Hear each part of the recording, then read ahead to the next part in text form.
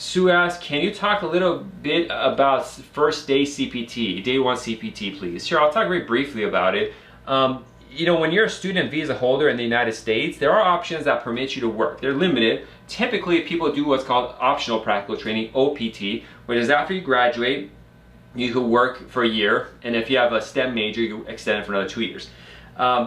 You could also do OPT even before graduation, and also a thing called CPT, curricular practical training, which is typically what people do when they're still in school but they want to work. They do a thing called CPT. And for CPT to do that, it has to be related to what you're studying. Now, typically for curricular practical training, to be able to work while you're going to school, it has to be related to your field of study and help promote that as a course almost.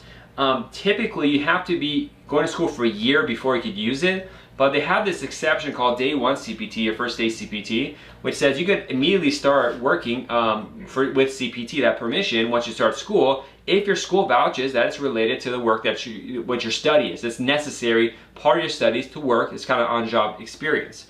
So it's doable, but there are, as you can imagine, there's a lot of fraud that goes around, which companies have made, universities or schools, that have figured out a way to give quick and easy work permits to people in a fraudulent way to say they're going to school, quote unquote, and give them work authorization so they can go work and everything like that. So there's huge crackdowns that happen, and there is some skepticism when USCIS sees first day CPT that it may be fraud. Now, it's not always fraud. There's a lot of schools that need it and do use it.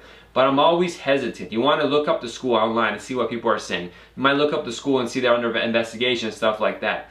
So I generally don't, enjoy doing day one CPT. But if you really need it, if it's really appropriate, then it's within the rules. But you just want to be safe. Thank you for watching this educational program. To get the latest videos, click the subscribe button and the notification bell icon. Also, help us help the immigrant community by liking this video and sharing it with your family and friends. You can also find us on other social media sites like Instagram, Facebook, TikTok, LinkedIn, and Twitter, where you find the latest updates on immigration news, policy changes, and tips. Be safe and God bless. See you soon.